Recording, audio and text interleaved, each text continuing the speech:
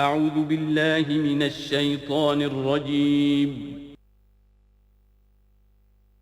بسم اللہ الرحمن الرحیم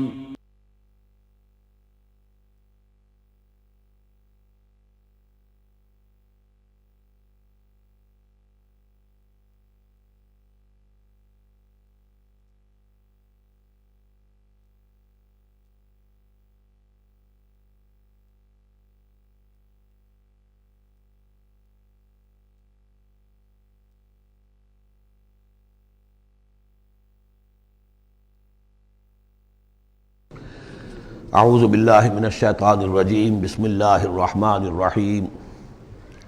سورۃ النصر کے بارے میں اکثر لوگوں کا خیال یہ ہے کہ یہ مدنی ہے، میری ذاتی رائے یہ کہ یہ بھی مکی ہے، اس لیے کہ یہاں بھی اصول وہ ہے اذا جاء نصر اللہ والفتح، جب آ جائے مدد اللہ کی اور فتح۔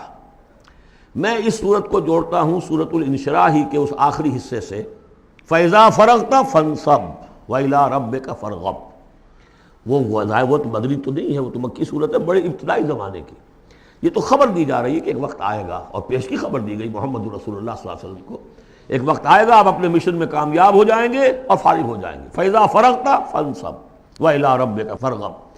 اسی رنگ میں یہ بھی ہے اِذَا جَاءَ نَصْرُ اللَّهِ وَالْفَتْحُ، جب آ جائے مدد اللہ کی اور فتح۔ وَرَأَيْتَ النَّاسَ يَدْخُلُونَ فِي دِينِ اللَّهِ أَفْوَاجًا، اور آپ دیکھ لیں لوگوں کو داخل ہوتے ہوئے اللہ کے دین میں فوج در فوج۔ فَسَبِّحْ بِحَمْدِ رَبِّكَ وَاسْتَغْفِرْ، تو پھر اس وقت آپ ہمہ تن اپنے رب کے استغفار اور تحمید میں لگ جائیے گا۔ ابھی تو یہ مشقتیں جھیلنی ہیں، ابھی تو یہ رسالت کے فرائض، آگے بڑھ کر جو مدنی دور میں جنگیں آنی ہیں، جو سخت مراحل آنے ہیں، ابھی آپ کو یہ جھیلنے ہوں گے۔ اِنَّهُ كَانَ تَوَّابًا، یقیناً اللہ تعالیٰ بہت توبہ کو قبول فرمانے والا ہے۔ ان میں چونکہ قرآن مجید میں جو مختلف مصاحف ہیں اس میں جو چیز لکھا ہوتی ہے اوپر کہ یہ مکی ہے یہ مدنی ہے، تو لوگ سمجھتے ہیں شاید یہ کہ بالکل یوں سمجھیے کہ طے شدہ چیزیں ہیں، حالانکہ کم صورتیں قرآن مجید کی جو بڑی بڑی صورتیں ان کے بارے میں تو تیقن کے ساتھ معلوم ہے، لیکن یہ کہ بعض جو چھوٹی صورتیں ان کے بارے میں بہت سے اقوال آپ کو تفسیر کی کتابوں میں مل جائیں گے۔ میں نے جتنی بھی بہرحال تحقیق کی ہے، میرے نزدیک یہ بھی مکی ہے، مدنی نہیں ہے، یہ بھی ایک خبر دی جا رہی ہے جیسے کہ سورہ انشراح میں۔ اس کی وجہ یہ کہ پھر آ رہی ہیں مکی صورتیں۔ بسم اللہ الرحمن الرحیم، تبت یدا ابی لہب وتب، بالکل ابتدائی زمانے کی صورت ہے۔ ٹوٹ گئے ہاتھ ابو لہب کے اور وہ برباد ہو گیا خود۔ واقعہ یہ ہے کہ جب حضور کو پر وہ آیت نازل ہوئی جو ہم نے پڑھی ہے سورہ ہجر میں، فاصدع بما تؤمر، پہلے 3 سال تک آپ نے دعوت جو دی ہے وہ لو کی، جسے ہم کہیں گے، کبھی بھی آپ کی دعوت انڈر گراؤنڈ نہیں تھی، اس کو تو سمجھ لیجئے، یہ تو لفظ استعمال کرنا ہی غلط ہے، لو کی۔ اور لو کی میں کیا تھا؟ پرسنل تعلق، پی پی کالز، لوگوں سے جن سے بھی تعلقات تھے، انفرادی گفتگو میں آپ اپنی دعوت پیش کر رہے تھے۔ پھر حکم آ گیا فاصدع بما تؤمر، اب ڈنکے کی چوٹ کہیے۔ تو آپ کھڑے ہوئے کوہ صفا پر، آپ نے نعرہ لگایا وا صباحا، یہ وہاں کا دستور تھا، تفصیل سے میں یہ بیان کر چکا ہوں، سارا واقعہ بیان نہیں کر سکتا۔ تو اس وقت لوگ لپک کر آئے اور ابو لہب بھی آیا آپ کا چچا۔ جب حضور نے وہاں اپنی دعوت پیش کی تو اس نے کہا تباً لکا لہذا جمعتنا، ہم سمجھے تھے کوئی بڑی اہم بات تم نے بتانی ہوگی تو ہمیں بلایا ہے، ہم پہنچ گئے ہیں اور تم نے ہمیں اس کام کے لیے جمع کیا تھا، تو تمہارے ہاتھ ٹوٹ جائیں۔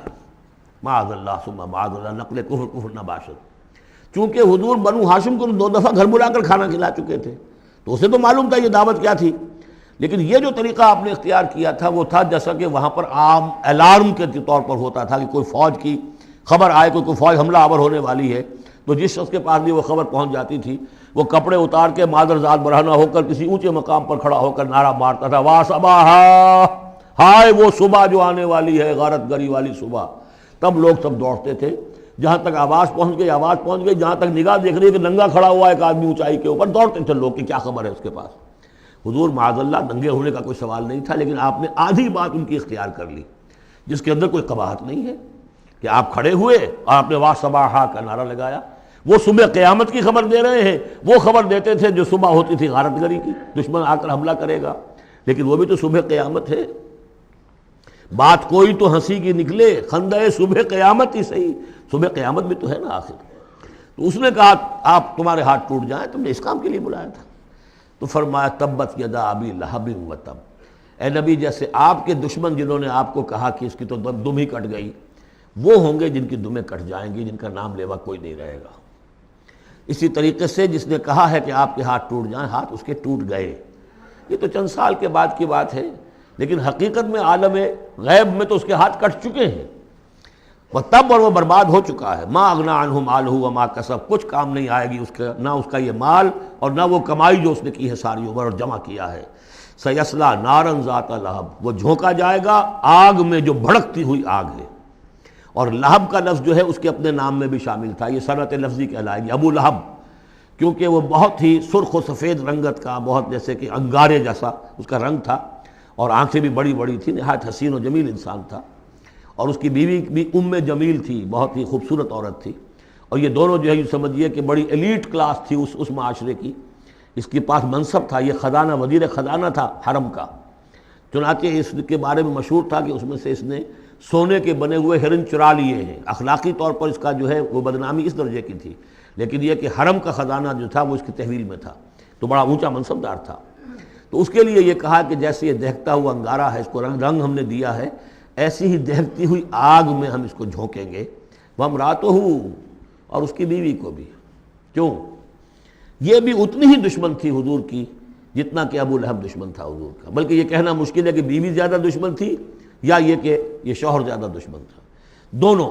اور میں بتا چکا ہوں آپ کو سورہ تحریم میں جو 3 مثالیں آئی تھیں، بہترین عورت بدترین مرد کے گھر میں، فرعون کی بیوی آسیہ، بدترین عورتیں بہترین لوگوں کے گھر میں، بیوی حضرت نوح کی اور بیوی حضرت لوط کی، ایک وہ جو نیک سرشت تھی اور نبی کی گود میں پلی، وہ حضرت مریم سلام علیہا، اور یہ بدترین شوہر اور بدترین بیوی۔ وامرأتہ حمالۃ الحطب، جو اٹھانے والی ہوگی ایندھن کو۔ عام طور پر لوگ سمجھتے ہیں کہ وہ بخیل تھی، وہ ایندھن لے کے آیا کرتی تھی، یہ بات نہیں تھی، وہ بڑی اس معاشرے کی جو ہے وہ بڑی، جس کو آپ فرسٹ لیڈی کہتے ہیں، اس طرح کی خاتون تھی۔ اصل مطلب یہ ہے کہ یہ اس وقت جو حرکتیں کر رہی ہے، یہ اپنے شوہر کے آگ کے گڑھے کو اور بھڑکانے کے لیے ایندھن لا رہی ہے۔ فی جیدہا حبل من مسد، اس کے گلے میں جو یہ ہار پڑا ہوا ہے موتیوں کا، حقیقت میں یہ اس رسی کے مانند ہے جس رسی کے اوپر یہ اب جائے گی آخرت کے اندر، تو وہ لا کر ایندھن اسے باندھ کر، اور جہاں شوہر جل رہا ہوگا وہاں پہ اس کو ڈالے گی اور دہکائے گی اس آگ کو۔ یہ ہے مراد اس سے کہ در حقیقت وہ اٹھائے گی وہاں حطب لکڑیاں، اور فی جیدہا حبل من مسد، اس کے گلے کے اندر یہ جو ہار ہے یہی اس کی رسی بن جائے گا۔ سورۃ الاخلاص قرآن حکیم کی عظیم ترین سورت، جس کو حضور نے فرمایا ثلث قرآن، تہائی قرآن کی مساوی ہے، توحید باری تعالیٰ پر جامع ترین سورت، مختصر ترین اور جامع ترین۔ قل هو اللہ احد، کہہ دیجئے وہ اللہ ایک ہے، نہیں تنہا ہے۔ ایک کے لیے لفظ واحد ہے، واحد سے تو اثنان ثلاثہ شروع ہو جاتی ہے، اکیلا، دی موسٹ یونیک پرسن۔ قل هو اللہ احد، تنہا ہے، اللہ الصمد، باقی تمام مخلوقات کا وہی مرجع ہے۔ صمد کہتے ہیں بڑی چٹان کو، جس کا سہارا لیتے تھے لڑنے کے وقت، کہ پیچھے چٹان اچھی ہو تاکہ پیچھے سے دشمن جو ہے حملہ نہ کر سکے۔ پھر یہی لفظ آ جاتا تھا سرداروں کے لیے کہ جن کی طرف رجوع کرتے تھے لوگ۔ تو یہ کہ اصل میں اللہ تو ہے خود بخود قائم ہے، اپنے بل پر قائم ہے، کسی نے بنایا نہیں اسے، اس کی حیات مستعار نہیں ہے، اس کی حیات اپنی، اس کا علم اپنا۔ باقی جو بھی کائنات کے اندر مخلوقات ہیں وہ سب اس کی بدولت ہے۔ لا یحیطون بشیء من علمہ الا بما شاء، ان کا وجود بھی اللہ کا عطا کردہ، انہیں حیات بھی مستعار ہے، مانگی ہوئی ہے، عمر دراز مانگ کے لائے تھے 4 دن، اور وہ مانگی ہوئی زندگی ہے، جب چاہے گا لے لے گا ہم سے، ہماری زندگی اپنی تو نہیں ہے، لیکن یہ کہ باقی تمام مخلوقات کو تھامے ہوئے ہے۔ اور یہ وہی ربط و تعلق ہے جو میں نے آپ کو بتایا تھا اسم اعظم، کہ جو الحی القیوم، خود زندہ اور باقی سب کو تھامے ہوئے، کل کائنات اس کی توجہ کی وجہ سے قائم ہے۔ لم یلد ولم یولد، نہ اس نے جنا اور نہ وہ جنا گیا، نہ اس کے کوئی ماں باپ، نہ اس کی کوئی اولاد، نہ اس کی کوئی جوڑی، مت جورو اور بیوی، مت اتخذ صاحبۃ ولا ولدا، یہ ہم پڑھ چکے ہیں قرآن۔ اس اعتبار سے نفی ہو گئی کہ کچھ لوگوں نے اس کے لیے بیٹیاں تجویز کر دی، فرشتوں کو خدا کی بیٹیاں بنا دیا۔ کچھ لوگوں نے جو ہے اس کے لیے بیٹے بنا دیے، حضرت مسیح کو بنا دیا اور حضرت عزیر علیہ السلام کو بنا دیا یہودیوں نے سب نے نہیں، کچھ ان کی فرقوں نے وغیرہ وغیرہ. لیکن یہ کہ اس کا معاملہ یونیک ہے، نہ اس نے کسی کو جنا نہ وہ کسی سے جنا گیا. وَلَمْ يَكُنْ لَهُ كُفُوًا أَحَدٌ، اور نہیں ہے اس کا کوئی بھی، اب کفو جو کہتے ہیں برابری کا، کسی حیثیت سے اس کے برابر. کفو، ہم پلہ، ضد، ند، مثل، مثال، مثیل، کوئی نہیں. کوئی اس کا ہم پلہ نہیں ہے، کوئی اس کا ہم رتبہ نہیں ہے، کوئی اس کا کفو نہیں ہے. آخری دو صورتیں یہ گویا کہ قرآن مجید کے اختتام پر دو پہرے دار ہیں. یہ دو صورتیں ہیں کہ جو اصل میں مدنی صورتیں ہیں، نازل ہوئی ہیں مدینہ منورہ میں، اور ان کا زمان نزول کے اعتبار سے شان نزول بھی ہے کہ ان کا حضور پر ایک مرتبہ جادو کیا گیا تھا، تو اس جادو کے اثرات کو زائل کرنے کے لیے یہ آیات پھر اتری ہیں. اور حضور نے پھر جب ان کی بات بار بار تلاوت کی ہے تو وہ جادو کے اثرات، ایک یہودی نے کیا تھا جادو آپ پر، جس سے آپ کو چیزیں بھول جاتے تھے، اور کافی آپ کو دیہت کو تکلیف رہی ہے. صحیح بخاری کے اندر یہ روایت موجود ہے. ہمارے جدید کچھ ریشنلسٹ ہیں اور جو خاص طور پر منکر حدیث ہیں، وہ سمجھتے ہیں کہ اس میں تو توہین رسول کی کہ جادو کا اثر ہو سکتا ہے. رسول بھی اس اعتبار سے بشر ہوتے تھے. تلوار کا اگر کاری زخم پڑا ہے تو خون نکلا ہے، اور خون نکل گیا ہے تو زوفتاری ہوا ہے، زوفتاری ہوا تو بے ہوشی بھی ہوئی ہے. یعنی یہ جسم جو ہے ان کا، اس کے اعتبار سے جو بھی بخار آپ کو چڑھا ہے، بخار میں تکلیف ہوئی ہے، عالم نزع میں نہایت شدید تکلیف ہوئی ہے. تو اس حوالے سے یہ نہ سمجھیے کہ وہ بشریت کے جو لوازم ہے وہ ختم ہو جاتے ہیں، لیکن اللہ تعالیٰ کی طرف سے انہیں ایک مقام ملا ہے، ایک عصمت ملی ہے، ایک بزرگی ہے، وہ اپنی جگہ پر ہے. تو جادو کا وہ واقعہ بالکل صحیح ہے جو ہوا ہے. لیکن اس کے لیے اب یہ دو صورتیں ہیں، اور یہاں خاص طور پر نوٹ کر لیجئے کہ یہ معوذتین، یہ ایک صورت بھی ہو سکتی تھی، لیکن قرآن حکیم میں جو عام مزاج ہے کہ صورتیں جوڑوں جوڑوں کی شکل میں ہیں، تو دو حصوں میں تقسیم کر دیا. اور اس کی تقسیم کیا ہے؟ ایک وہ چیزیں ہیں جو انسان پر باہر سے حملہ آور ہوتی ہیں، اور ایک چیز وہ ہے جو انسان کے اپنے اندر سے حملہ آور ہوتی ہے. ان دونوں کو دو علیحدہ چیزوں میں رکھ کر اور سکھایا گیا ہمیں کہ تم ہمیشہ اللہ کی پناہ طلب کرتے رہا کرو ان چیزوں کے اثرات سے، ان چیزوں کے اثرات بد سے اپنے آپ کو بچانے کے لیے. بسم اللہ الرحمن الرحیم. قل اعوذ برب الفلق، کہو کہ میں پناہ میں آ گیا صبح کے رب کی. فلق، فلق ویسے تو یہ لفظ ہم پڑھ چکے ہیں سورہ انعام میں. فالق الاصباح، رات کی تاریکی کا پردہ پھٹتا ہے اور سپیدہ سحر نمودار ہوتا ہے. یا گٹھلی، فالق الحب والنوائب، تو وہ جو گٹھلی ہوتی ہے وہ بھی پھٹتی ہے تو اس میں سے دو پتیاں نکلتی ہیں تو درخت بنتا ہے. اس اعتبار سے فلق سے مراد یہاں صرف صبح نہیں ہے، بلکہ جو اگلی صورت میں آ رہا ما خلق، جو بھی کچھ اس کائنات میں اس نے پیدا کیا ہے در حقیقت وہ عدم کا پردہ چاک کر کے اس کو وجود بخشا ہے. عدم سے، عدم محض سے، کریشن ایکس نیہیلو، بغیر کسی شے کے کسی شے کو بنانا. تو قل اعوذ برب الفلق من شر ما خلق، میں پناہ میں آتا ہوں اس کی تمام مخلوقات کی پناہ سے. اب آپ غور کیجئے، مخلوق ظاہر بات ہے خالق کی طرح کامل تو نہیں ہو سکتی.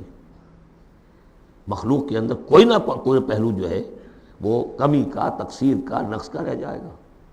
تو گویا کہ ہر مخلوق میں شر کا پوٹینشل ایلیمنٹ موجود ہے. یہ دوسری بات ہے کہ اللہ تعالیٰ کسی کو سہارا دے دے، کسی کو اپنی طرف سے عصمت عطا کر دے، اپنی طرف سے خصوصی پروٹیکشن عطا کر دے. پوٹینشلی خلق جو ہے وہ گویا کہ مستلزم ہے، اس کے ساتھ شر کے اندر کا پہلو موجود ہوگا. قل اعوذ برب الفلق من شر ما خلق، یعنی وہ شر جو ہے خود اپنی جگہ پر کوئی علیحدہ مستقل وجود رکھنے والی شے نہیں ہے، بلکہ وہ شر جو ہے خلق کے اندر جو کمی کا پہلو ہے. جیسے ہم نے انسانوں کے بارے میں پڑھا، خلق الانسان من عجل، انسان کی سرشت میں جلد بازی ہے. خلق الانسان ضعیفا، انسان کمزور پیدا کیا گیا ہے. وہ جو اس کا ہے، جو اس کا فطرت والا پہلو ہے، جو روحانی پہلو ہے، وہ تو ہے انا خلقنا الانسان فی احسن تقویم. لیکن جو یہ حیوانی پہلو ہے اس کا جو مادی وجود ہے، اس میں تو ذوق بھی ہے. ان الانسان خلق ہلوعا اذا مسہ الشر جزوعا واذا مسہ الخیر منوعا.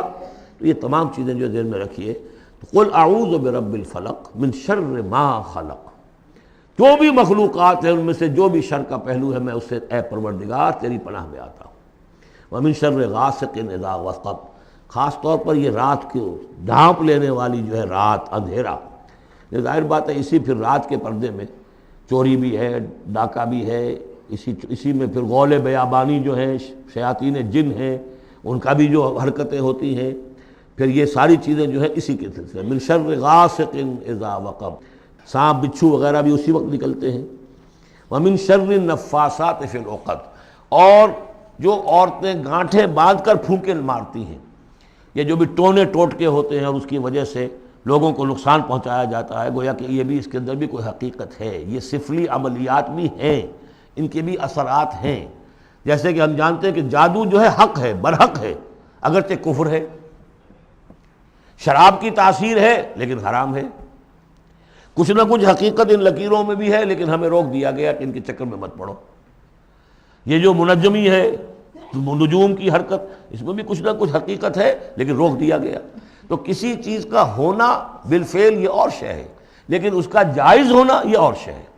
تو بالفعل یہ عملیات ہیں جیسے اچھے اعمال ہیں، اور ان کو جو ہے کوئی اچھے اوراد ہیں، اچھے وظائف ہیں، تو ان کے کچھ اثرات جو ہیں اچھے ہو سکتے ہیں۔ اسی طریقے سے اس قسم کی چیزوں میں جادو کے جو کلمات ہوتے ہیں ان کی بھی تاثیر ہے، اور وہ جو عورتیں جو ہے وہ جادو کرتے ہوئے، جس کو ہم کہتے ہیں کہ وہ تعویذ گنڈا وغیرہ جو ہوتا ہے، پھر وہ اس میں پھونکے مارتی ہیں، تو اللہ تعالیٰ سے میں ان کے شر سے بھی پناہ چاہتا ہوں۔ وَمِن شَرِّ حَاسِدٍ إِذَا حَسَدَ، اور حسد کرنے والے کے شر سے بھی میں اللہ کی پناہ طلب کرتا ہوں، جبکہ وہ حسد اپنا استعمال کرے۔ اگر حسد ہے دل کے اندر ہے تو بات اور ہے، حسد کو بروئے کار لائے وہ، اور وہ انسان کے درپے ہو جائے اس حسد کی وجہ سے اس سے کوئی نقصان پہنچانے کو، اور اسی کے تابع ہے عین، العین حق، کہ اگر انسان اس حاسدانہ نگاہ سے کسی کو دیکھتا ہے اس کے بھی اثرات ہوتے ہیں، اور اس دیکھنے کے بھی کچھ برے اثرات جو ہیں وہ ظاہر ہو جاتے ہیں۔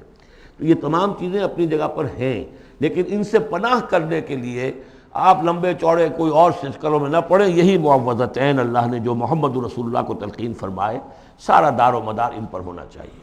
تعوذ کرتے رہیں، اس لیے کہ ہم پڑھ چکے ہیں سورہ بقرہ میں کہ حضرت سلیمان کے زمانے میں جنات جو تھے انہوں نے یہ سارے کام شروع کیے تھے، اور لوگ ان سے سیکھتے تھے جادو ٹونا، اور آج بھی نقش سلیمانی کے نام سے بکتے ہیں اس قسم کے جو بھی تعویذات ہوتے ہیں، اور وہ ایک دھندا بنا ہوا ہے۔ تو اس کو لوگوں نے سیکھا، اور وہ لوگ جو ہے آج بھی ہمارے ہاں یہ چیزیں چل رہی ہیں، لیکن یہ چیزیں حرام کی گئی ہیں، اور کہا گیا ہے کہ کوئی کسی کو نقصان نہیں پہنچا سکتا جب تک کہ اللہ کا اذن نہ ہو۔ اگر یہ یقین انسان کے دل میں ہو تو پھر اسے کوئی نقصان نہیں ہوگا۔ اور ویسے تو یہ ہے کہ تکلیف اللہ کی طرف سے کسی وقت آ سکتی ہے، بغیر اس کے کہ کوئی اور آپ کو پہنچائے، اللہ کی طرف سے خود بھی آ سکتی ہے۔ سورۃ الناس اب یہ آخری سورت ہے، میرے نزدیک یہ آخری گروپ جو ہے سورتوں کا جو سورہ ملک سے شروع ہوا ہے۔ یہ دونوں پارے جو ہیں یہ سوائے ان دو صورتوں کے سب مکیات پر مشتمل ہیں صورتوں پر، اور صرف یہ دو صورتیں جو ہیں یہ مدنیات ہیں۔ اور ریسیپروکل نوٹ کر لیجئے، پہلا گروپ جو تھا اس میں مکی صورت صرف ایک تھی، سورہ فاتحہ، اور مدنی صورتیں 6.25 پارے پر پھیلی ہوئی، سورہ بقرہ، آل عمران، نساء اور مائدہ۔ اس کے بالکل برعکس ریسیپروکل نسبت یہاں ہے کہ یہاں پر یہ دو صورتیں ہیں چھوٹی چھوٹی، باقی دونوں پارے جو ہیں سب کی مکی صورتوں پر مشتمل ہیں، اور اس آخری صورت کا جوڑ مل جائے گا پہلی صورت کے ساتھ، یہ بھی میں آپ کو بتا دوں گا۔ بسم اللہ الرحمن الرحیم، قل اعوذ برب الناس، کہیے کہ میں پناہ میں آتا ہوں جو تمام انسانوں کا رب ہے اس کی پناہ میں۔ ملک الناس، صرف رب ہی نہیں ہے، بادشاہ ہے، تمام انسانوں کا بادشاہ ہے۔ الہ الناس، تمام انسانوں کا معبود ہے۔ من شر الوسواس الخناس، اس وسوسہ کرنے والے خناس کی جو پیچھے چھپ جاتا ہے، الذی یوسوس فی صدور الناس، جو لوگوں کے سینوں میں وسوسہ اندازی کرتا ہے، اس کے شر سے پناہ مانگتا ہوں۔ یہ جو شیطان لعین ہے جس کے بارے میں آتا ہے کہ ان الشیطان یجری من الانسان مجری الدم، حضور کی حدیث ہے یہ شیطان تو اس طریقے سے انسان کے وجود میں سرایت کر جاتا ہے جیسے کہ خون سرایت کر رہا ہے۔ یہ شیطان جو ہے، اور یہ آپ وہ بھی پڑھ چکے ہیں، وَلَقَدْ خَلَقْنَا الْإِنسَانَ وَنَعْلَمُ مَا تُوَسْوِسُ بِهِ نَفْسُهُ، ہم نے انسان کو بنایا، ہم جانتے ہیں کہ اس کا نفس امارہ جو ہے، اڈ اور لبیڈو، اس کو اندر کیا وسوسہ اندازی کرتا رہتا ہے۔ تو شیطان کو بھی کوئی اور اختیار حاصل نہیں ہے، ہمارے اپنے سفلی داعیات ہمارے جو اینیمل انسٹنکٹس ہیں، ہماری جو خواہشات ہیں، شہوات ہیں، ان کو وہ بھڑکاتا ہے، جس کے لیے حدیث میں آتا ہے کہ اس کی تھوتنی جو ہے وہ زمین جو وہ دل کے اوپر ٹکا کر پھونکے مارنی شروع کرتا ہے تاکہ وہ شہوت میں اشتعال پیدا ہو جائے اور سفلی جذبات میں اشتعال پیدا ہو جائے. اس کی اس کو اللہ تعالیٰ نے طاقت دی ہے. یہ ہے وسوسہ، وسواس الخناس. اور خناس کیوں کہا؟ اگر آپ ذکر کریں گے لا حول ولا قوت الا باللہ فوراً بھاگ جائے گا. تو ذکر سے جب دل خالی ہوتا ہے، دل میں اگر اللہ کی یاد نہیں ہے تو شیطان آئے گا، تھوتنی ٹکائے گا اور پھونکے مارے گا. یہ چونکہ شیطان کی یہ ساری ترکیب انسان پر اثر انداز ہوتی ہے اس کے اپنے نفس کے وساطت سے، اندر سے، لہذا اس کے لیے یہ علیحدہ صورت جو ہے وہ قائم کر دی. قل اعوذ برب الناس ملک الناس الہ الناس من شر الوسواس الخناس الذی یوسوس فی صدور الناس من الجنۃ والناس. خواہ وہ جنوں میں سے ہوں یا انسانوں میں سے، ان میں وہ وسوسہ اندازی کرتا ہے. اب اس کو جوڑ لیجئے آپ پہلی صورت کے ساتھ. سورہ فاتحہ میں کیا ہے؟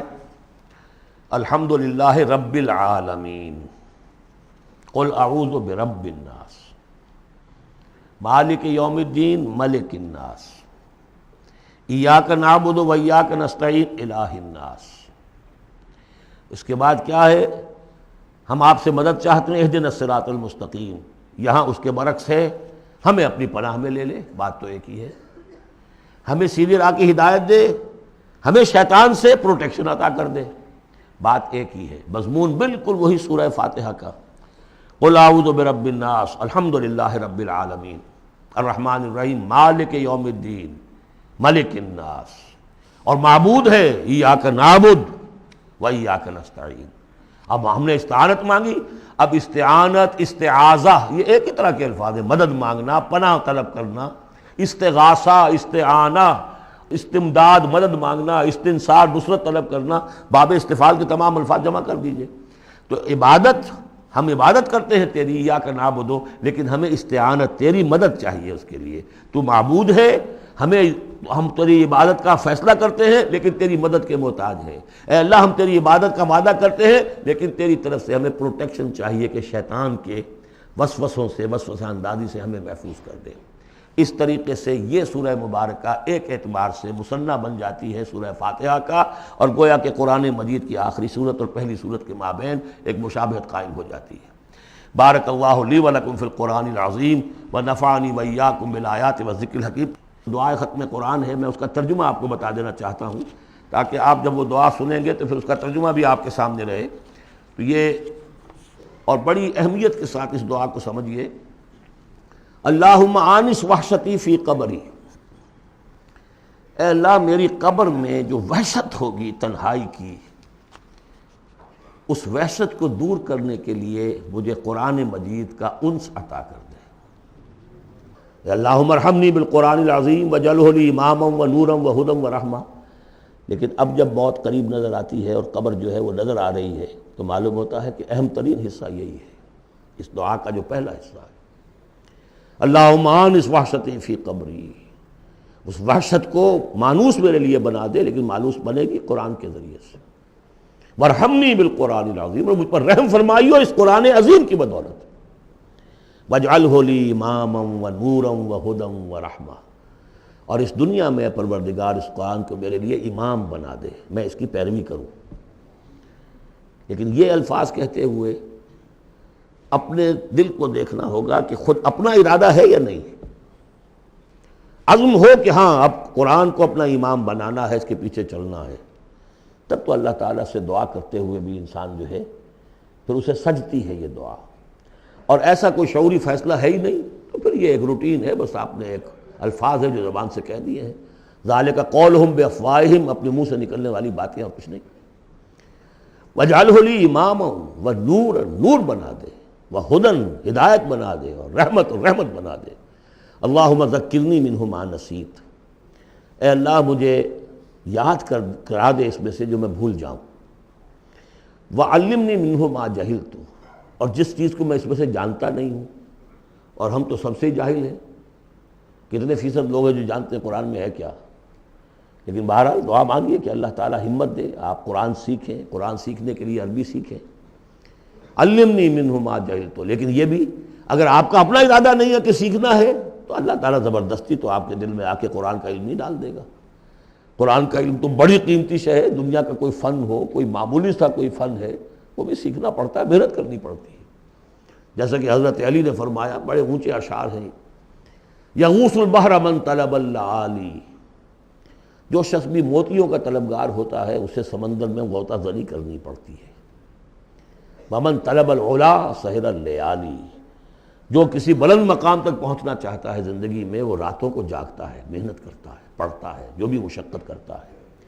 ومن طلب العلا من غیر قد، اور جو کوئی بلندی کا طلبگار بن جائے بغیر کوشش کے، اضاع العمر فی طلب المحالی، پھر وہ اپنی عمر ضائع کر بیٹھتا ہے ایک محال چیز کی طلب میں۔ وہ تو ہونے والی بات نہیں ہے، یہ دنیا اللہ نے بنائی ہے کہ محنت کرو۔ تو یہ دعا مانگتے ہوئے علمنی منہ ما جہلت، تو اپنا ارادہ کریں پختگی کے ساتھ۔ فرمایا وعلمنی منہ ما جہلت وارزقنی تلاوتہ، اور مجھے اے اللہ ہمت دے، نصیب فرمائیے کہ میں اس کو پڑھتا رہا کروں، آنا اللیل و آنا النہار، رات کے اوقات میں بھی اور دن کے اوقات میں بھی۔ وَاجْعَلْهُ لِي حُجَّةٌ یا رب العالمین، اور اے تمام جہانوں کے پروردگار اس قرآن کو میرے حق میں دلیل بنا، میرے حق میں گواہ بنا، یعنی میرے خلاف نہ کر دیجو، اس لیے کہ حضور نے فرمایا ہے القرآن حجۃ لک او علیک، یہ قرآن یا تو دلیل ہے اور گواہ ہے تمہارے حق میں اور یا تمہارے خلاف۔ اگر قرآن کو پڑھو گے جیسے کہ پڑھنے کا حق ہے، سمجھو گے جیسے سمجھنے کا حق ہے، عمل کرو گے جیسے عمل کرنے کا حق ہے، اور اس کو دنیا تک پہنچاؤ گے جیسے کہ پہنچانے کا حق ہے، تو یہی قرآن تمہارا شافع بن کر کھڑا ہوگا، یہی تمہارے حق میں گواہی دے گا۔ اور جو کچھ ہم کر رہے ہیں اگر وہی ہم کرتے رہیں گے تو یہی قرآن سب سے بڑا ہمارے خلاف جو ہے استغاثہ لے کر آئے گا کہ اللہ یہ بدبخت کہتا تھا کہ یہ میں تیری کتاب ہوں، مجھے پڑھتا نہیں تھا، مانتا تھا میں تیرا کلام ہوں، سمجھتا نہیں تھا، یا سمجھتا بھی تھا عمل نہیں کرتا تھا۔ یہ سب سے بڑی دلیل ہمارے خلاف، القرآن حجۃ لک و علیک۔ اس قرآن حکیم کے ضمن میں ایک خاص دعا جو حضور سے منقول ہے، وہ دعا کیا ہے؟ اللہم انی عبدک، پروردگار میں تیرا بندہ ہوں، ابن عبدک، میرا باپ بھی تیرا ادنا غلام تھا، وابن امتک، میری ماں بھی تیری ادنا کنیز تھی، فی قبضتک، میں تیرے قبضہ قدرت میں ہوں، ناصیتی بیدک، میری پیشانی تیرے ہاتھ میں ہے، ماضٍ فی حکمک، میرے پورے وجود میں تیرا ہی حکم جاری و ساری ہے، عدل فی قضاؤک، اور میرے بارے میں جو فیصلہ تو کرے وہ عدل ہی پر مبنی ہوگا۔ اسألک، میں تجھ سے سوال کرتا ہوں، بکل اسم ہوا لک، ہر اس نام کے حوالے سے جو تیرا ہے۔ قرآن میں بار بار ہم نے پڑھا فدعوہ بہا، للہ الاسماء الحسنی فدعوہ بہا، اللہ کے ناموں کے حوالے سے دعا کیا کرو۔ اسألک بکل اسم ہوا لک، جو تیرے نام ہے، انزلتہ فی کتابک، جسے تو نے اپنی کسی کتاب میں نازل کیا، او علمتہ احدا من خلقک، یا تو نے اپنے مخلوق میں سے کسی کو سکھایا، اب استاثرت بہ فی مکنون الغیب عندک، یا اسے ابھی اپنے پاس اپنے غیب کے خزانے میں محفوظ رکھا ہوا ہے۔ سارے ناموں کا حوالہ دے کر اسألک کا کیا؟ ان تجعل القرآن ربیع قلبی، اس قرآن کو میرے دل کی بہار بنا دے، ونور صدری، میرے سینے کا نور بنا دے، وذہاب ہمی، اور میرے ہموم اور غموم کا، غموں کا اور جو بھی تفکرات ہیں ان کا دور کرنے والا، جلا حزنی، میرا کوئی غم ہو افسوس ہو اس کو بھی ختم کر دینے والی چیز، اس کا ذریعہ اس قرآن کو بنا دے۔ تو یہ بڑی عظیم دعا ہے جس میں ایک طرف عبدیت کی انتہا ہے، تواضع، اللہ کے سامنے تذلل، اور پھر یہ کہ مانگنے کی شے اصل میں قرآن سے کیا ہے، اللہ سے مانگنے کی شے کیا ہے؟ الرحمن علم القرآن، یہ ہے سب سے بڑی دولت۔ یا ایھا الناس قد جاءتکم موعظۃ من ربکم وشفاء لما فی الصدور وہدی ورحمۃ للمؤمنین قل بفضل اللہ وبرحمتہ فبذلک فلیفرحوا ھو خیر مما یجمعون۔ تو یہ دعا جو ہے آپ مانگیں گے، اور اسی پر اب میں اپنی گفتگو ختم کر رہا ہوں۔ بارک اللہ لی ولکم فی القرآن العظیم ونفعنی وإیاکم بالآیات والذکر۔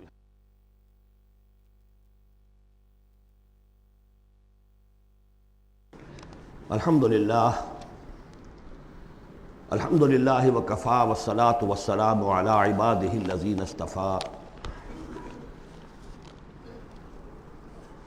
خصوصاً علی افضلہم وخاتم النبیین محمد الامین وعلی آلہ وصحبہ اجمعین.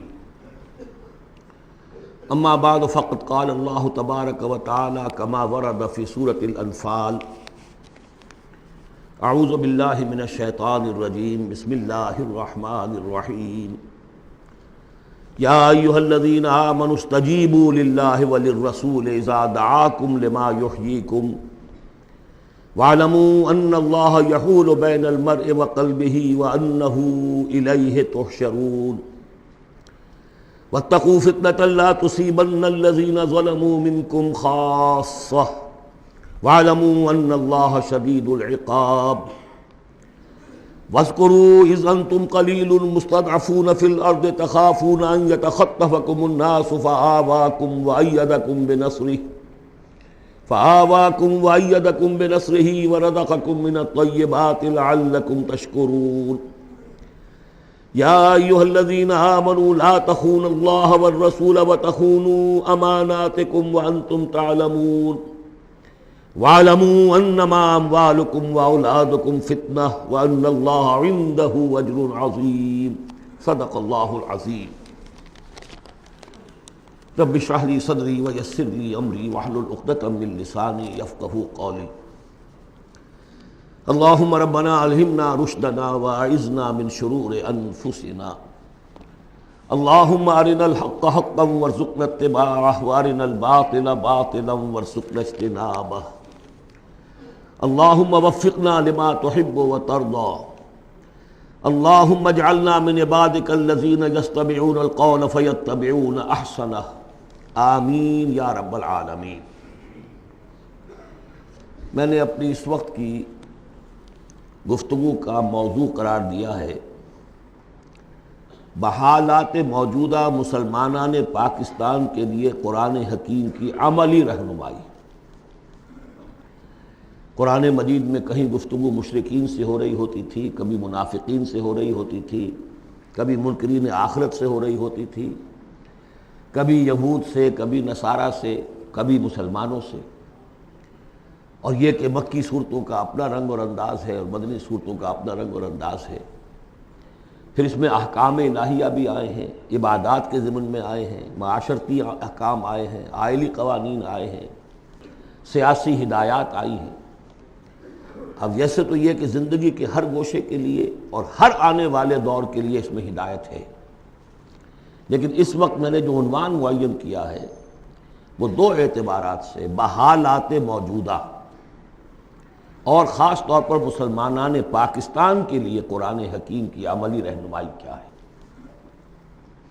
لیکن یہ کہ قرآن مجید کی وہ رہنمائی کہ جو ابدی ہے، ہمیشہ کے لیے ہے، اساسی ہے، بنیادی ہے، جو زمان و مکان کی حدود سے ماورا ہے، میں چاہتا ہوں کہ پہلے اسے بھی چند نکات کی شکل میں اس کا خلاصہ آپ کے سامنے رکھ دوں.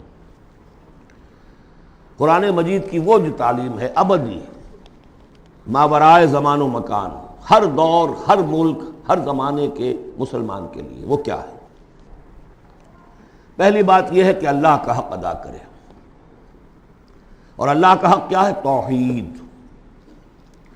توحید ایک عقیدے کی توحید ہے، اس کو مانے کہ وہ ایک ہے، اپنی ذات میں تنہا ہے، کوئی اس کا مد مقابل اور کفو نہیں ہے، نہ اس کی صفات میں نہ اس کی ذات میں. لیکن یہ کہ ایک ہے توحید عملی.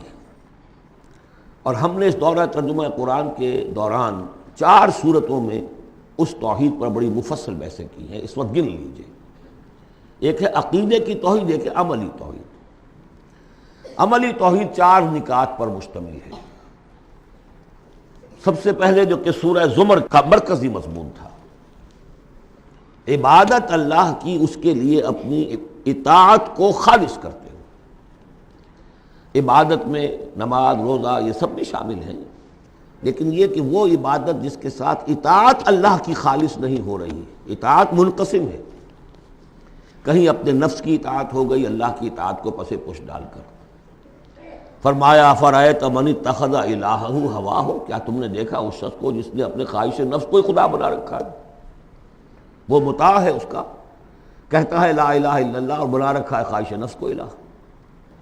وما امروا الا لیعبدوا اللہ مخلصین لہ الدین حنفاء، عبادت اللہ کی لیکن اس کے لیے اپنی اطاعت کو خالص کرتے ہوئے. اب اس میں یہ ہے کہ وہ خالص اطاعت کلی اطاعت ہوگی. یا ایھا الذین آمنوا ادخلوا فی السلم کافہ، اگر اللہ کی اطاعت کچھ حصے میں کی جائے زندگی کے کچھ میں نہ کی جائے، گویا کہ آپ نے تقسیم کر لیا اطاعت کو.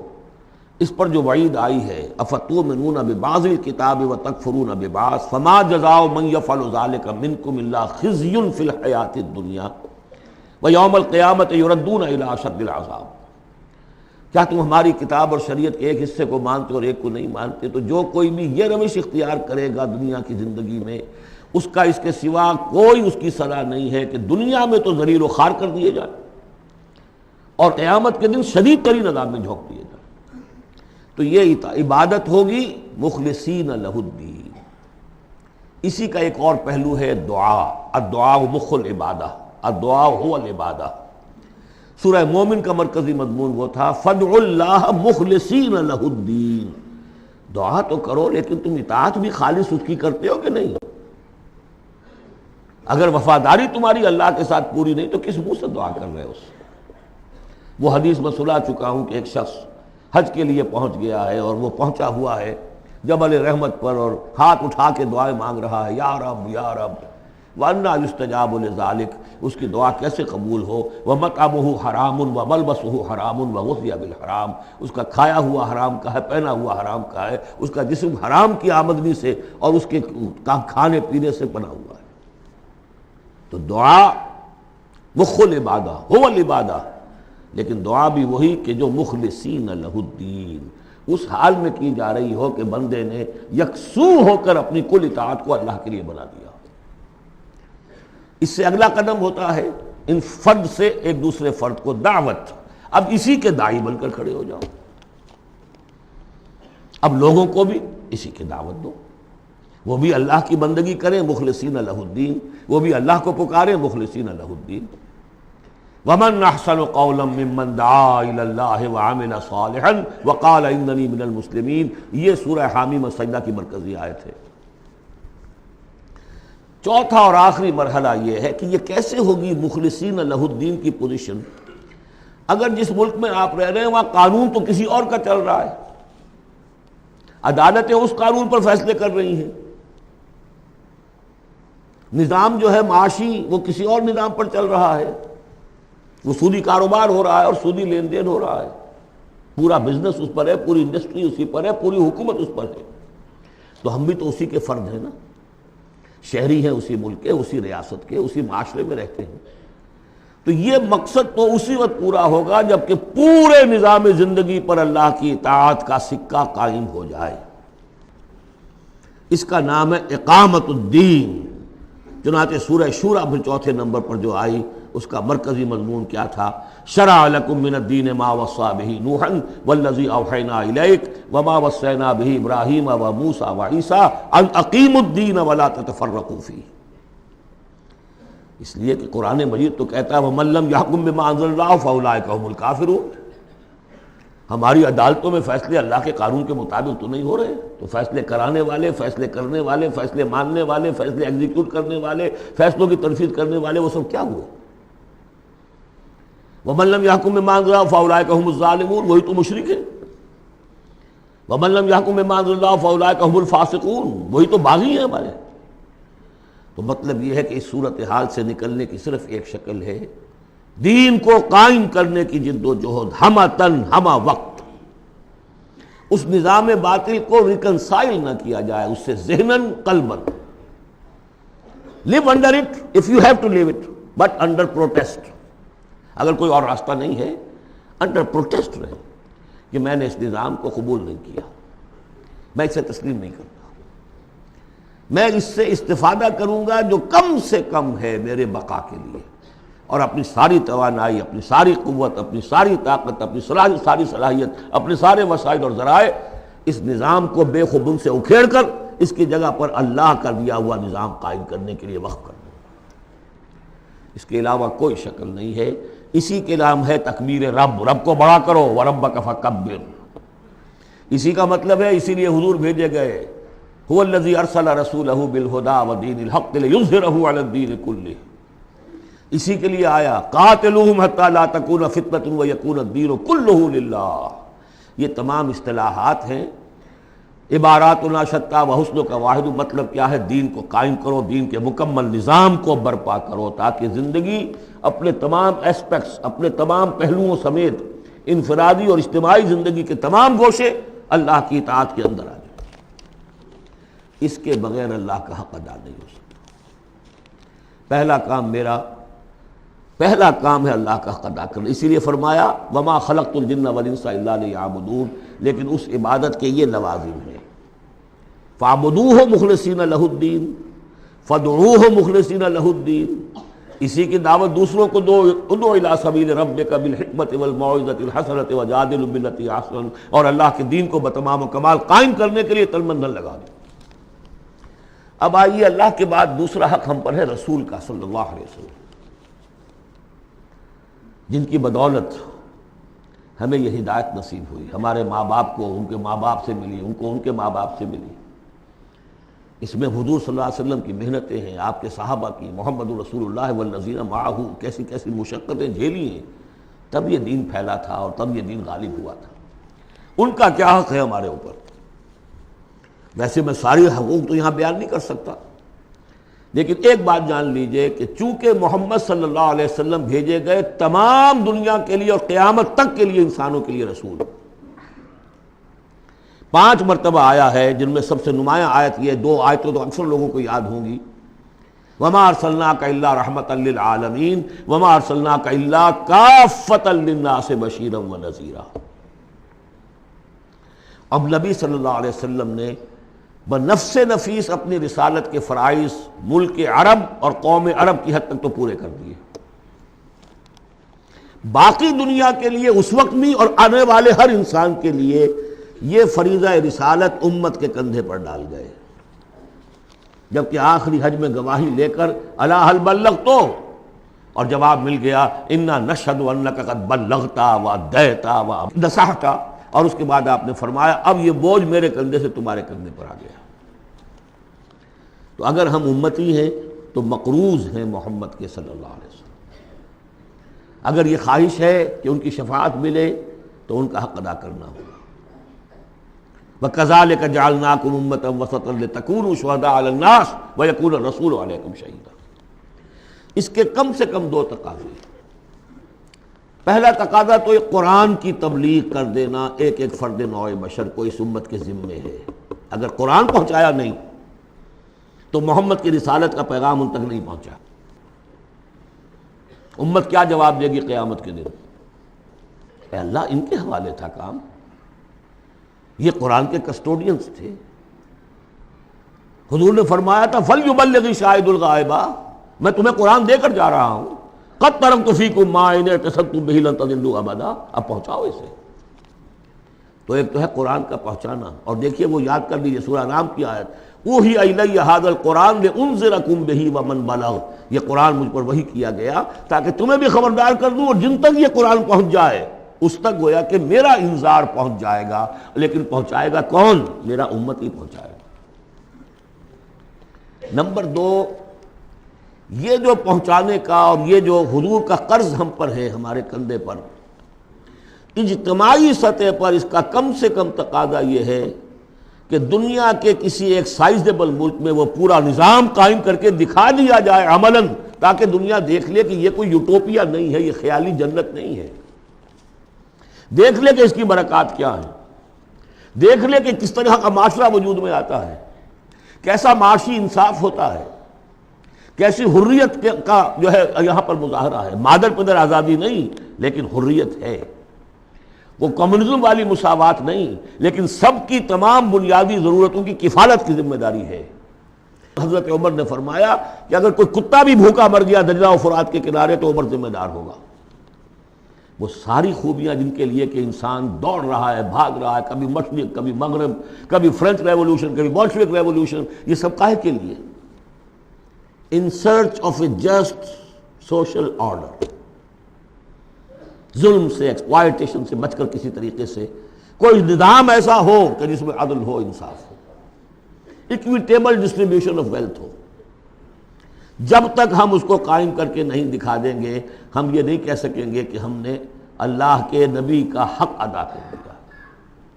دنیا کہے گی یہ کہتے ضرور ہے ہمارے پاس اعلیٰ نظام ہے، اگر واقعتاً سمجھتے تو قائم نہ کرتے اپنے ہم، تو ہماری کیفیت جو ہے وہ ہمارے اس قول کی نفی کر دے گی۔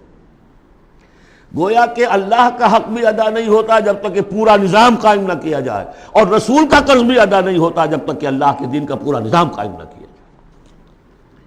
اب آئیے تیسرا حق ہے بندوں کا، حقوق العباد، جس کے بارے میں کہا گیا کہ اللہ تعالیٰ اپنے حقوق میں تو کوئی کمی برداشت بھی کر لے گا، معاف بھی کر دے گا، لیکن بندوں کے نہیں۔ بندوں کا حق کیا ہے؟ بندوں کا حق یہ ہے کہ انہیں عدل ملے، انصاف ملے، ان کے حقوق غصب نہ کیے جائیں۔ اس کے لیے دیکھیے قرآن مجید جو ہم نے پڑھا ہے، کس ریپیٹیشن کے ساتھ بات آئی ہے، جو چیز کہ ہمارے ذہنوں سے نکل گئی۔ ہم نے مذہب کو بنا دیا ہے صرف آخرت کی چیز، اسلام اس دنیا کی شے ہے، ہم نے بنا دیا اسے آخرت کی شے۔ لہذا نتیجہ کیا نکلا ہے کہ لوگوں نے کہا، مارکس نے کہا، religion is the opium of the masses. اب سب کچھ آخرت میں مل جائے گا، یہاں ظلم سہ لو، برداشت کر لو، سرمایہ داروں کے، جاگیرداروں کے، اور جو سرداران قبائل ہیں ان کے سب ظلم سہو، برداشت کرو، اور تمہیں اللہ کے ہاں آخرت میں مل جائے گا۔ قرآن کا نظریہ تو یہ نہیں ہے۔ قرآن کا ہم پڑھ چکے، سورہ آل عمران میں فرمایا اللہ خود قائم بالقسط ہے، عدل کا قائم کرنے والا۔ انبیاء کو کیوں بھیجا؟ اللہ اکبر، وہ آیت سورہ حدید کی آیت نمبر 25، لقد ارسلنا رسلنا بالبینات وانزلنا معهم الکتاب والمیزان لیقوم الناس بالقسط۔ ہم نے اپنے رسول بھیجے معجزات دے کر، ہم نے کتاب نازل فرمائی، ہم نے میزان نازل فرمائی، حقوق اور فرائض کا توازن، حقوق اور فرائض کا توازن۔ کس لیے یہ سب کچھ ہم نے نازل کیا؟ یہ کھکیڑ کس لیے بول لیا؟ Was it an exercise in futility? لیقوم الناس بالقسط، تاکہ لوگ عدل پر قائم ہوں۔ اور ہم نے لوہا بھی اتارا ہے جس میں جنگ کی صلاحیت ہے، جو لوگ ظلم چھوڑنے پر آمادہ نہ ہو، لوہے کی طاقت سے ان کے سر کچلے جائے، تاکہ اللہ دیکھ لے کہ میرے کون سے بندے ہیں جو میرے وفادار ہیں، میرے نظام عدل قسط کو قائم کرنے کے لیے تن من دھن لگاتے ہیں، جانے دینے کو تیار ہیں۔ آیت نمبر 25 سورہ حدید کی، نظام عدل و قسط، انزال کتب، ارسال رسل، ان سب کا تھیم کیا ہے؟ یہاں عدل و انصاف قائم کرنا۔ حضور سے کہہ دیا گیا، یہ سورہ شورى کی آیت یاد کر دیجیے، آیت نمبر 15، کہہ دیجئے وَأُمِرْتُ لِأَعْدِلَ بَيْنَكُمْ، دیکھو میں تمہارے مابین عدل قائم کرنے آیا ہوں۔ مسلمانوں سے کہا گیا سورہ نساء میں، یا ایھا الذین آمنوا کونوا قوامین بالقسط شہداء للہ، اہل ایمان عدل کو، قسط کو قائم کرنے والے بن کر کھڑے ہو جاؤ پوری طاقت کے ساتھ، اور اللہ کی گواہی دو، اس لیے کہ اللہ جو ہے وہ خود قائم بالقسط ہے، اس کی گواہی اسی طرح ہوگی کہ تم اس کے نظام عدل و قسط کو قائم کرو۔ یہی مضمون پھر دہرا کر سورہ مائدہ میں آ گیا، یا ایھا الذین آمنوا کونوا قوامین للہ شہداء بالقسط، کھڑے ہو جاؤ اللہ کے لیے۔ لیکن اللہ کے لیے کھڑا ہونا کیا ہے؟ اللہ کو کھانا دینا ہے، روٹی دینی ہے، کیا دینا ہے؟ اللہ کے لیے کھڑے ہو جانے کا مطلب ہے اس کے دیے ہوئے نظام عدل و قسط کو قائم کرو۔ یہ ہے دین، جس کا یہ پہلو جو ہے سرے سے نگاہوں سے اوجھل ہے۔ انسانوں کا حق ہے ان کو ظلم سے نجات دلائی جائے۔ حضور کی اپنی شان تھی، یضع عنہم اسرہم والاغلال اللاتی کانت علیہم، آ کے آپ نے دنیا کو وہ جو طوق ان کے گردنوں میں پڑے ہوئے تھے، بادشاہوں کی غلامی کے طوق، ان سے نجات دلائی ہے، سرمایہ داروں کی غلامی کے طوق، اس سے نجات دلائی ہے، سود کی جڑ کاٹ کر سرمایہ داری کی جڑ کاٹ دی، اور بادشاہت کی جڑ کاٹ کر برابر، تم سب کے سب برابر ہو، بادشاہ صرف ایک وہ ہے، سروری زیبا فقط اس ذات بے ہمتا کو ہے، حکمراں ہے ایک وہی باقی بتان آدری، یا ایھا الناس کونوا عباد اللہ اخوانا، سب کے سب اللہ کے بندے بن جاؤ، تم میں سے کوئی آقا نہیں ہے، سب کے سب بندے بن جاؤ، آپس میں بھائی بھائی بن جاؤ۔ اور اس کی آخری بات آپ کو بتاؤں گا، سعد بن ابی وقاص رضی اللہ تعالیٰ عنہ جب مسلمانوں نے حملہ کیا ایران پر تو رستم سپہ سالار افواج جو تھا ایران کا، اس نے یہ سوال کروایا کہ آپ ہم پر کیوں چڑھ دوڑے ہیں؟ پہلے بھی آپ عرب لوگ تھے، بدوی بدو لوگ تھے، کبھی کبھی لوٹ مار کر کے لے جایا کرتے تھے، آتے تھے لوٹ مار کیا اور چلے گئے، یہ اس دفعہ ہماری جان نہیں چھوڑ رہے ہو، کیا وجہ ہے؟ سعد ابن ابی وقاص رضی اللہ تعالیٰ عنہ غالباً رشتے میں حضور کے ماموں لگتے ہیں، اور صحابی اتنے درجے کے ہیں، عشرہ مبشرہ میں سے ہیں، اور ایک ہی صحابی ہے حضور کا جس کے لیے حضور نے کہا ہے کہ تم پر میرے ماں باپ قربان۔ غزوہ احد میں جب حضور پر نرغہ ہوا ہے اور ہر طرف سے دشمن نے حملہ کیا ہے، یہ 7 تیر چلا رہے تھے اور روک رہے تھے دشمنوں کو، اس وقت حضور نے فرمایا ہے 7 تیر چلائے جاؤ، تم پر میرے ماں باپ قربان۔ یہ شان ہے ان کی۔ ان کا جواب یہ تھا کہ اس مرتبہ ہم خود نہیں آئے، لوٹ مار کرنے نہیں آئے، انا قد ارسلنا، اب تو ہمیں بھیجا گیا ہے، we are on a mission. اللہ نے بھیجا اپنے رسول کو، اللہ کے رسول نے بھیجا ہمیں۔ And what's the mission? لِنُخْرِجَ النَّاسَ مِنْ ظُلُمَاتِ الْجَهَالَةِ إِلَى نُورِ الْإِيمَانِ، لوگوں کو نکالیں جہالت اور جاہلیت کی تاریکیوں سے ایمان کی روشنی کی طرف۔ وَمِنْ جَوْرِ الْمُلُوكِ إِلَى عَدْلِ الْإِسْلَامِ، بادشاہوں کے ظلم و ستم کے پنجے سے نجات دلا کر اللہ کے نظام عدل سے، نظام خلافت راشدہ، جہاں جو اس وقت دنیا کی عظیم ترین مملکت کا جو فرما روا تھا اس کے کپڑوں میں پیوند لگے ہوئے تھے۔ ایرانی سے سفیر آیا تھا دیکھنے کے لیے، اور مدینے میں پوچھا تھا حضرت عمر کے زمانہ خلافت میں، اے نا ملککم، تمہارا بادشاہ کہاں ہوتا ہے؟ جواب ملا تھا لیس لنا ملک، ہمارا کوئی بادشاہ نہیں ہے، بل لنا امیر، ہمارا ایک امیر ہے۔ کہاں ہے بھائی؟ کوئی محل نظر نہیں آیا ہمیں، کہاں رہتا ہے؟ وہ گیا ہے، محل وحل تو کوئی ہے ہی نہیں، وہ گیا ہے، کچھ اونٹ جو تھے گم ہو گئے تھے بیت المال کے، بہت تلاش کیا نہیں ملے، تلاش کرنے گیا۔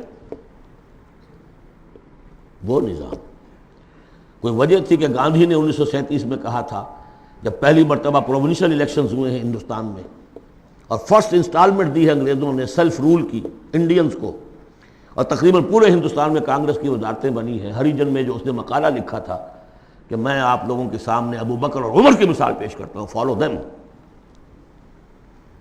جادو وہ جو سر چڑھ کر بولے۔ نوٹ کیجئے، یہ 3 ہیں حقوق: اللہ کا حق اقامت دین، رسول کا حق تبلیغ قرآن، اور دین کا ایک مکمل نمونہ ضرور دکھا دینا عملی شکل میں تاکہ حجت قائم ہو جائے، اور انسانوں کا حق انہیں ظلم و ستم کے پنجوں سے نجات دلا کر اور انہیں اسلام کے نظام عدل کے تحت لایا جائے۔ یہ انسانوں کا حق ہے۔ تینوں حق جا کر مل گئے ایک ہی چیز پر جس کا نام اقامت دین ہے۔ یہ چیزیں میں نے کہی ہیں، یہ ہیں دائمی ابدی۔ ایک مسلمان اکیلا بھی کہی ہے، اس کو بھی سمجھنا چاہیے میری ذمہ داریاں ہیں۔ شروع کریں، آج کریں، کل ایک اور آدمی مل جائے گا، 2 ہو جائیں گے۔ ایک اکیلا 2 جماعت، ایک اکیلا 2 11۔ نہیں کامیاب ہوتا کوئی بات نہیں، فرض تو وہ ہے کہ ادا کرنا ہے۔ کامیابی ناکامی 950 برس تک حضرت نوح دعوت دیتے رہے، ناکام رہے اس معنی میں، ویسے تو کامیاب وہی ہوئے، باقی قوم جو ہے ہلاک ہو گئی، لیکن اس معنی میں تو ناکام رہے، کوئی پرواہ نہیں۔ اب میں چاہتا ہوں کہ اب پاکستان کے خاص کانٹیکسٹ میں آ کر بات کروں۔ پہلی بات تو یہ سمجھیے، اپنی خودی پہچان ہو غافل افغان۔ یہ پاکستان کس شے کا نام ہے؟ کیا یہ دنیا میں دوسرے جو مسلمان ممالک ہیں ویسا ہی مسلمان ملک ہے، یا اس کی کوئی خصوصی اہمیت ہے، کوئی خصوصی حیثیت ہے، کوئی امتیازی مقام اور مرتبہ ہے؟ اور یہ بھی سارا کچھ میں آپ کے سامنے رکھوں گا قرآن مجید سے۔ میں نے اس آیت کے حوالے سے سب سے پہلی بات یہ ہے کہ قیام پاکستان کا اصل جذبہ محرکہ کیا تھا، میں یہ اس سورہ مبارکہ کی آیت نمبر 26 کے حوالے سے بیان کر چکا ہوں۔ وَاذْكُرُوا إِذْ أَنْتُمْ قَلِيلٌ مُسْتَضْعَفُونَ فِي الْأَرْضِ، ذرا یاد کرو اے مسلمانوں جب تم ہندوستان میں، اب میں اس کی جو ہے تفسیر نہیں کر رہا کہ جب یہ نازل ہوئی یہ صورت اس کا کیا مطلب، اس کے الفاظ کا جو عموم ہے اس کے حوالے سے جس طرح یہ پاکستان کی تحریک کے اوپر 100% منطبق ہو رہی ہے اسے سمجھیے۔ جبکہ تم اقلیت میں تھے، مستضعفون فی الارض، تمہیں زمین میں دبا لیا گیا تھا۔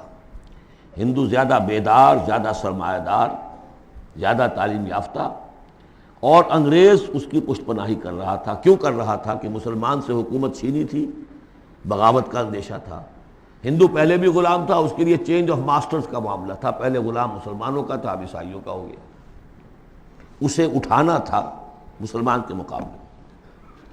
اس سے ایک خوف پیدا ہوا کہ اگر یہ انگریز چلا جائے گا، اب تو پھر بھی رول آف پین ہے، رول آف سورڈ تو نہیں ہے اس وقت، انگریز کی کچھ نہ کچھ قانون جو ہے رول آف لا تھا، اگر یہ چلا گیا اور ملک ہو گیا آزاد دنیا کے موجودہ اصولوں کے مطابق، ون مین ون ووٹ، تو مسلمان تو بالکل ہی رحم و کرم پر ہوں گے، ان کی تہذیب، ان کا تمدن، ان کی ثقافت، ان کی زبان، ان کے معاش کو، ان کے مذہب تک کے اوپر ہندو جو ہے وہ حملہ کرے گا اور اپنی 800 سالہ جو ہے غلامی کا یا 1000 سالہ غلامی کا بدلہ چکائے گا، جس کا ظہور ہو گیا تھا اندرا گاندھی کے انفاذ سے، جو سقوط مشرقی پاکستان کے وقت اس کی زبان سے نکلے ہیں، we have ایونجڈ our 1000 years defeat، 1000 سالہ شکست کا بدلہ چکا لیا۔ یہ تھا خوف۔ وَاذْكُرُوا إِذْ أَنْتُمْ قَلِيلٌ مُسْتَضْعَفُونَ فِي الْأَرْضِ تَخَافُونَ أَنْ يَتَخَطَّفَكُمُ النَّاسُ فَآوَاكُمْ، اللہ نے تمہیں پناہ دی، پاکستان دیا، 2 ٹکڑے دیے، تم اس میں آؤ اور پناہ لو۔ وَأَيَّدَكُمْ بِنَصْرِهِ، اور اپنی نصرت سے تمہاری تائید فرمائی، اور رَزَقَكُم مِّنَ الطَّيِّبَاتِ، اور تمہیں طیبات کا رزق دیا، لَعَلَّكُمْ تَشْكُرُونَ، تاکہ تم شکر کرو۔ اس کے علاوہ ایک بات سمجھ لیجئے، مسلمانوں کو ہندوؤں کے اس غلبے سے بچانے کے لیے ایک شرط لازم یہ تھی کہ مسلمان ایک جماعت کے جھنڈے تلے جمع ہوں، ورنہ ان کی کوئی سیاسی حیثیت نہیں۔ کانگریس جیسی طاقت، بڑی منظم جماعت، سرمایہ اس کے پیچھے، تعلیم یافتہ لوگ اس کے پیچھے، انگریز کی سپورٹ اس کی، تو اس میں مسلمانوں کے لیے تو جب تک کہ وہ یکجان نہ ہو جائیں اور پوری ان کی قوت مسلم لیگ کے جھنڈے تلے نہ آ جائے، پاکستان کیسے بن جائے گا؟ اور یہ معلوم تھا کہ چاہے اصل تو محرک ہمارا یہی ہے کہ دباؤ سے بچ جائیں ہم، ان ہندوؤں کے دباؤ سے، ثقافتی، مذہبی، لسانی دباؤ سے، معاشی دباؤ سے بچ جائیں، لیکن یہ ہے کہ مسلمانوں کو یکجا کرنے کے لیے ایک نعرہ لگا، پاکستان کا مطلب کیا؟ لا الہ الا اللہ۔ وہ بات جو میں نے ابھی کہی تھی کہ حضور کا قرض ادا نہیں ہو سکتا جب تک کہ ہم ایسا نہ کریں، وہی بات ہے جو اقبال نے کہی تھی 1930 کے خطبے میں، کہ مجھے یہ یقین ہے کہ ہندوستان کے شمال مغرب میں ایک آزاد مسلمان ریاست قائم ہوگی، اور اگر ایسا ہو گیا تو ہمیں موقع مل جائے گا کہ اسلام کی تعلیمات پر جو پردے پڑ گئے ہیں دور ملوکیت میں، انہیں ہٹا کر اصل تعلیم کا ایک نقشہ دکھا دے دنیا کو۔ ہندوستان نے تو دیکھی مغلوں کی حکومت، خلجیوں کی حکومت، افغانوں کی حکومت، لودھیوں کی حکومت، خلافت راشدہ تو نہیں دیکھی نا۔ ہم چاہتے ہیں پاکستان میں وہ نظام قائم کریں، یہی قائد اعظم نے کہا تھا۔ پاکستان اس لیے چاہتے ہیں کہ اسلام کے اصول حریت و اخوت و مساوات کی ایک عملی نمونہ دنیا کے سامنے پیش کریں۔ اور پھر جو دعائیں مانگی گئی تھی، بہت سے جو میری عمر سے کم عمر کے لوگ ہیں انہیں تو بہرحال یاد نہیں ہو سکتا، لیکن میری عمر کے لوگ یا مجھ سے بڑوں کو تو یاد ہے، ہم نے نعرے لگائے، دعائیں مانگی گڑ گڑا کر، اور وہ دعائیں یہ تھیں کہ اے اللہ تو ہمیں یہ ملک دے دے، ہم تیرے دین کا بول بالا کریں گے۔ 52 برس پاکستان کے ہو گئے، اس میں کتنا اسلام ہم نے نافذ کیا، کہاں ہے وہ اصول حریت و اخوت و مساوات؟ وہی سودی نظام، وہی جاگیرداری نظام، خواجہ از خون رگے مزدور سازد لال ناب، از جفائے دہ خدایاں کشتے دہ کانا خراب، انقلاب ہے انقلاب۔ یہ اقبال کہتا ہوا مر گیا۔ سرمایہ دار نے مزدور کے رگوں سے سرخ خون کشید کر کے شراب بنائی ہے جسے وہ شام کو بیٹھ کر پیتا ہے، اور زمیندار اور جاگیردار وہ کسانوں کی جو محنت کا اور خون پسینے کی کمائی اسے وہ عیش کرتے۔ انقلاب انقلاب، لیکن وہ 52 برس ہو گئے، انقلاب تو نہیں آئے، وہی نظام۔ گویا کہ ہم نے اللہ سے بد عہدی کی، اس بد عہدی کی سزا کیا ہے؟ نفاق ہم پر مسلط کر دیا گیا۔ سورہ توبہ کی 3 آیات منافقین کی ایک خاص قسم بیان فرمائی، وَمِنْهُمْ مَنْ عَاهَدَ اللَّهُ، جنہوں نے اللہ سے عہد کیا تھا، لَئِنْ آتَانَا مِنْ فَضْلِهِ، اگر اللہ ہمیں فضل سے نواز دے گا، غنی کر دے گا، لَنَصَّدَّقَنَّ وَلَنَكُونَنَّ مِنَ الصَّالِحِينَ، خوب صدقہ خیرات کریں گے بالکل نیک ہو جائیں گے۔ لیکن جب اللہ تعالیٰ نے انہیں نواز دیا تو کیا کیا؟ بخلوا بہ، پھر انہوں نے بخل سے کام لیا، وتولوا، پیٹھ موڑ لی، وہم موردون، اعراض کیا۔ نتیجہ کیا نکلا؟ فَعَاقَبَهُمْ نِفَاقًا فِي قُلُوبِهِمْ، اللہ نے ان کے دلوں میں نفاق ڈال دیا۔ اور نفاق وہ بیماری ہے، قرآن میں کہا گیا ہے ان المنافقین فی الدرک الاسفل من النار، جہنم کے سب سے نچلے طبقے میں، وہی جو اشد العذاب، یوم القیامت یردون الی اشد العذاب، اگر پورے دین پر کاربند نہیں ہوگے تو قیامت کے دن شدید ترین عذاب میں جھونکے جاؤ گے۔ ان المنافقین فی الدرک الاسفل من النار، اور منافقین کے بارے میں ہم نے سورہ توبہ میں بھی آیت پڑھ لی، سورہ منافقون میں بھی پڑھ لی۔ ان کے لیے اے نبی آپ 70 مرتبہ بھی استغفار کریں گے تو میں معاف نہیں کروں گا۔ استغفر لہم او لا تستغفر لہم ان تستغفر لہم 70 مرۃ لن یغفر اللہ لہم۔ اس نفاق کی 3 شکلیں ہیں۔ نفاق باہمی، وہ ایک قوم ایک نہیں رہی، اب ڈھونڈ اب اس کو چراغ رخ زیبا لے کر، اب وہ قومیتوں میں تحلیل ہو گئی، عصبیتیں، ایتھنک، لنگوسٹک، پروونشل، قوم کہاں ہے؟ تحلیل۔ نفاق باہمی، ایک نفاق کردار جو حضور نے فرمایا کہ 3 نشانیاں ہیں منافق کی، اگر تینوں چیزیں ہوں تو وہ کٹر منافق ہے، خواہ نماز پڑھتا ہو، روزہ رکھتا ہو اور اپنے آپ کو مسلمان سمجھتا ہو۔ بخاری کی اور مسلم کی روایت ہے، جب بولے جھوٹ بولے، جب وعدہ کرے خلاف ورزی کرے، اور جب کہیں امین بنا دیا جائے تو خیانت کرے۔